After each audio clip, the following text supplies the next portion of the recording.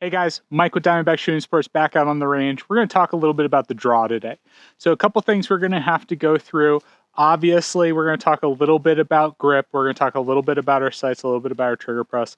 But the big picture is, how do we get the gun consistently from our holster up to our eye line in a way that we can shoot as soon as we can see our sights and press the trigger correctly.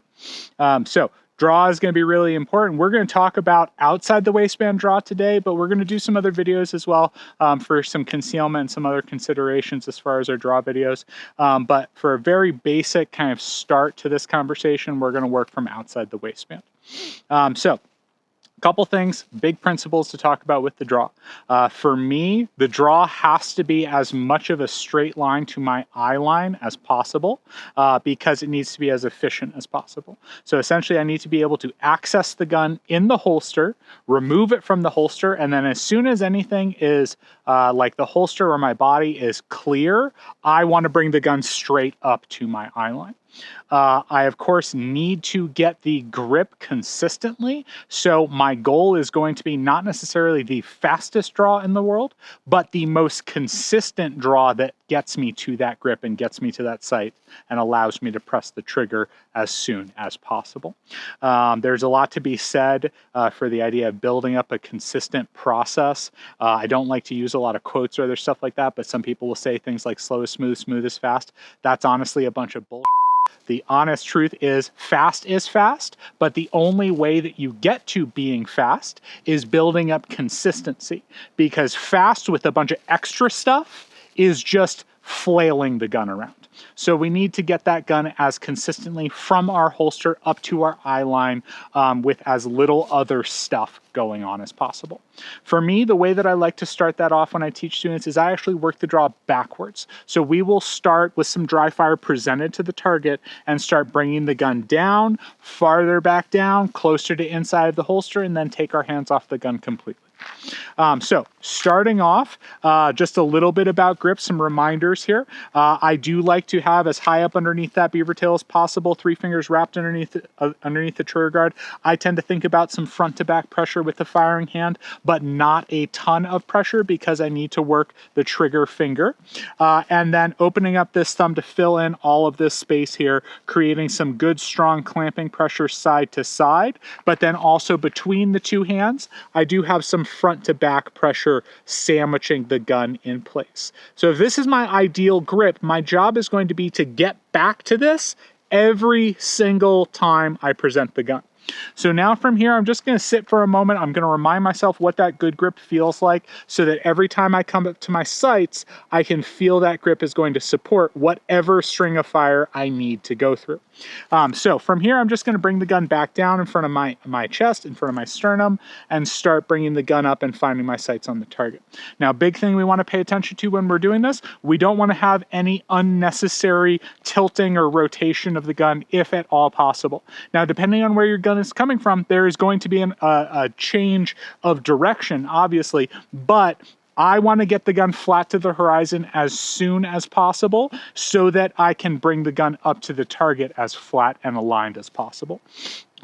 So with that, as I start to bring my gun back from that perfect sight picture, that perfect grip, that perfect trigger press, whatever it is, bringing that gun back, I start to go out to where the holster is going to be. So because the holster is on my strong side, I'm tracing a line back to where the holster is. If I always come back to center, the holster for this draw is not at my center line. If this was appendix, that's great, but I have the gun on my outside, my right side. I need to start bringing the gun towards that position. So I'm going to work back from that full presentation down to my hands collected slightly offline towards where my holster is, and then repeat that path back up.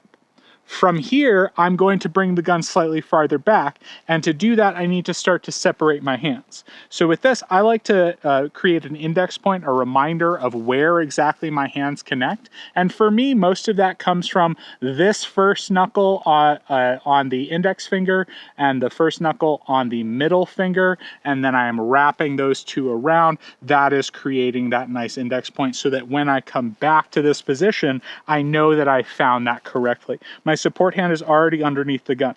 Now, some considerations here is I do have to keep my support hand out of the way during the draw process. So as I am coming back towards the holster, my support hand is finding its place on the side of my body as my gun starts to orient its way into the holster.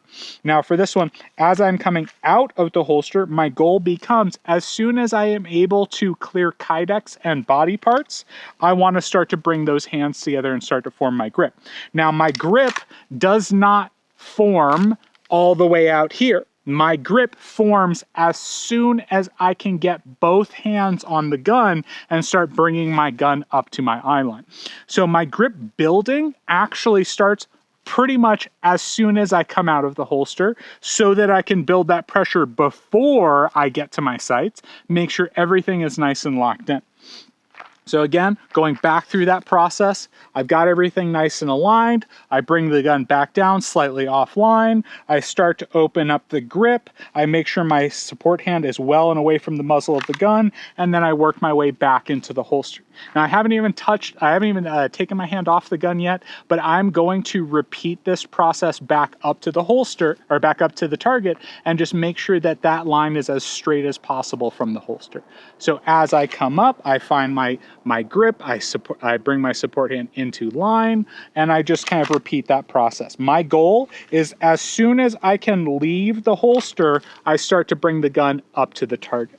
Now this gets a little bit weird when I'm slowing things down. Some things don't always translate as well. But again, the big idea is I need to keep this support hand here on the side and then immediately bring it up onto my grip so that I can start building that on the way to the target. All right, guys, we're going to go through that process with some live fire now. We're going to do some more conservative shots, and then we'll try something a little bit spicier.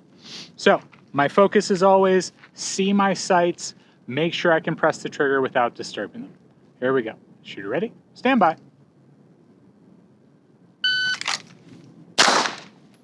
It's a little bit of low presentation. When I brought up the gun, it was kind of low like that. I'm just a hair outside the box with a 134. Stand by.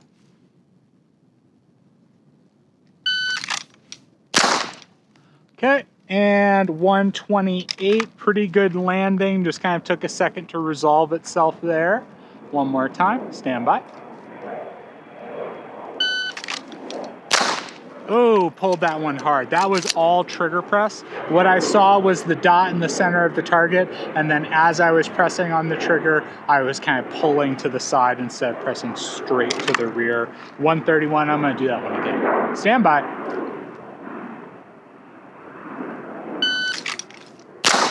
Oh, right on the square. That one came out really good. 122, that just happened to land exactly where I needed it to and press the shot off just perfectly. So that was a little bit more, I want to see my sights and press the shot off appropriate for that. I did obviously have one where I pulled slightly to the side. But now let's just kind of see what happens when I see something. Maybe not a full sight picture, maybe not everything exactly the way I want it to, but let's just see what happens when I see something. Here we go. Shooter ready, stand by.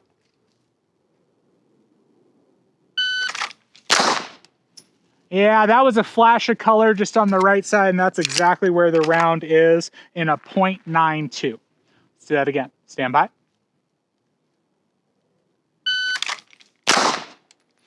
Very little color. I pretty much saw the target through the window, and then as I was probably already pressing the trigger, I saw some color in the window, and that was a 101.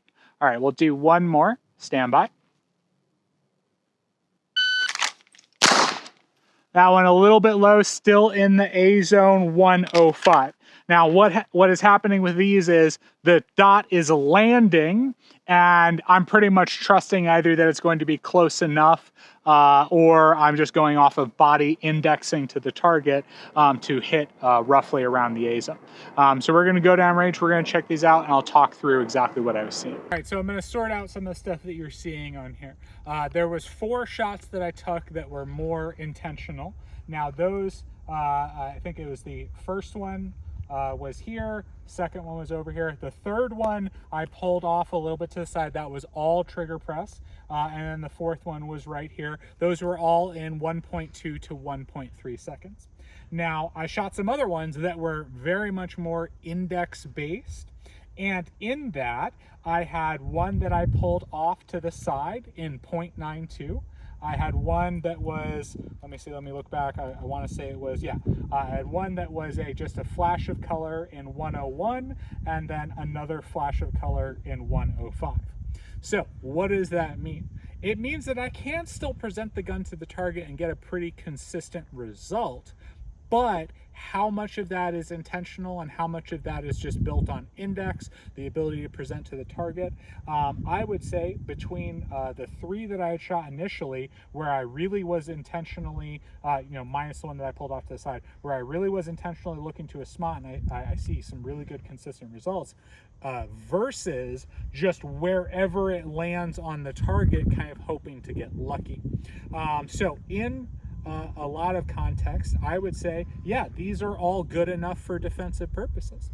But when I want to be really accurate, when I want to really lean on those skills, the ability to put shots where I want them to be on demand is way more valuable than getting lucky and having shots somewhere near what I'm looking at. I would much rather be more consistent and more accountable across the board and allow for a little bit less speed, because if I can consistently do stuff like this in 1.2 and yet sometimes I get good results and sometimes I don't, under that, I would argue you're probably going to be a little bit better off, especially at mid-range and farther targets, focusing on the consistency. When you're super close and you can get away with it, okay, you can get away with it. But if you rely on that skill and try and shoot the same way at distance, you're going to have a lot worse results. So guys, that's going to be our draw video for today. We did our outside the waistband talk through. I hope that's some good information for you. If you've got some questions, leave those in the comments for us. We'll get back to them as soon as we can and get those questions answered for you. Stay tuned. We are going to have some more videos like this coming out. We've got our concealed carry, everyday carry, appendix considerations to think about. And then we're going to be talking about holster setups. We're going to do a variety of other videos that really kind of lean into the idea of how do you set yourself up for success in either outside the waistband or inside the waistband. All right, guys, we'll talk to you soon.